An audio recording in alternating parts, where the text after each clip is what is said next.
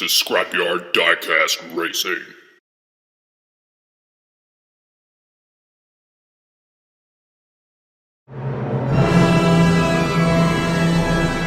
Scrapyard Diecast Racing. Welcome back to the Scrapyard, friends.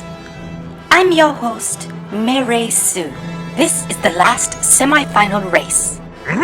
Also the last chance for the light side it is. Correct you are, Mr. Yoda. R2-D2 is the last surviving member of Team Lightside.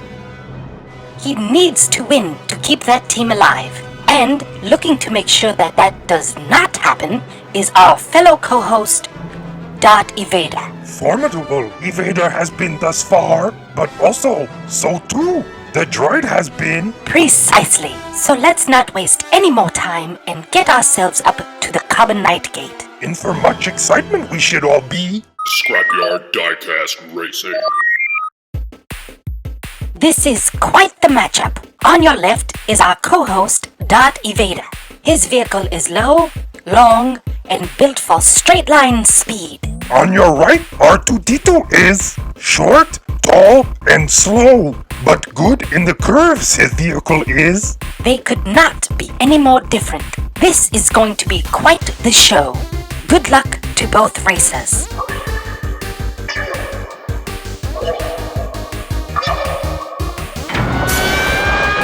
Close they are! Evader holds the lead. They both make it across the line. And for the first time, Evader sliding on his helmet he is not. Clearly, both of these contestants came to race and were totally in the zone. While Evader's vehicle is built for speed, R2 does a great job keeping up. Always on Evader's tail he is. R2 does go into a spin as he jumps to hyperdrive. And causes him to land wrong it does. He flips his way into Echo Base and slides across the line. But already crossed the finish line Evader had. Unfortunate for R2 it is. Valiant effort he made.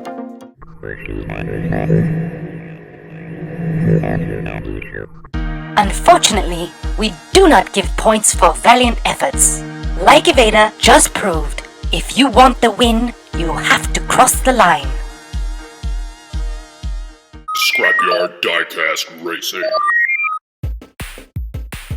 We are back at the Carbonite Gate.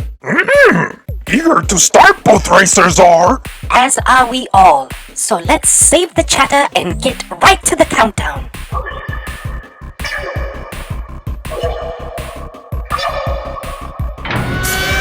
Neck and neck they are.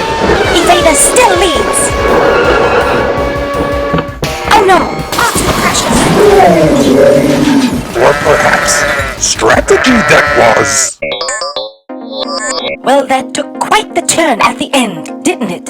And what exactly did you mean when you questioned if that was strategy? Rest, youngling. When the time comes, tell you I will. But for now, notice how tight to one another stick they do. It almost seems like R2 is trying to make up for what he lacks in speed by drafting closely behind Evader. And it actually seems to be working. That is, until they get to the jump to hyperdrive. And here, my question of strategy is, notice when the ramp he hits into Echo Base, safely Evader makes it not. So are you saying, since R2 couldn't keep up, he hit that ramp on purpose to ruin Evader's chance at a win? Amazing. That droid would have to be a genius to come up with that strategy. Raced against him I have. All too well how crafty this droid is, do I know.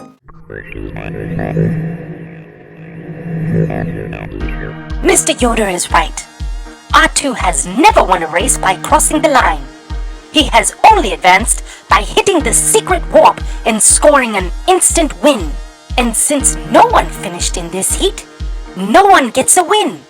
If R2 is planning to hit the instant win, he must do it in the next heat or face elimination. Scrapyard Diecast Racing. We are back at the gate for the final heat. final chance for the droid this is. And I am certain that our co-host will try his hardest not to let that happen. Hold on to your seats, creatures across the galaxy, because this one is about to begin.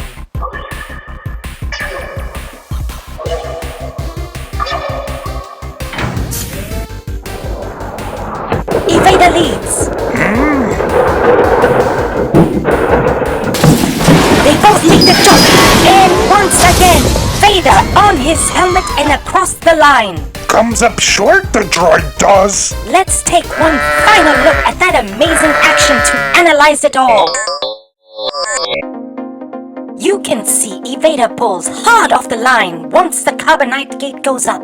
And down the hill, only bigger his lead gets. Then, by the time they're coming around the Tattoo Inn, Evader has a 5 to 6 land speeder lead.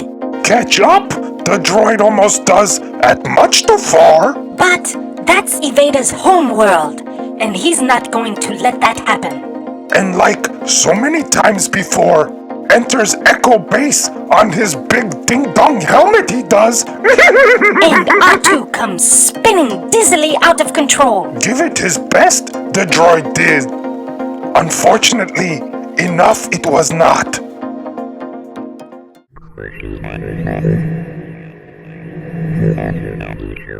Well, what was enough was Evader's second win. That gives him the wins he needed not only to secure his place in the final, but to also knock Team Lightside completely out of this tournament. Had Jake not turned to the dark side, then perhaps a chance the light side would still have. But too angry and bitter is he. We will have to see if that will be enough to grant him a win in the finals. Hope so do I. Already overinflated Evader's ego is. With a championship win, no longer will it fit in his big ding-dong helmet. Who knows? Please join us next time, fans, for the final race in this galactic tournament. Until then, I'm your host, Mary Sue, signing off and saying, may the Force be with us.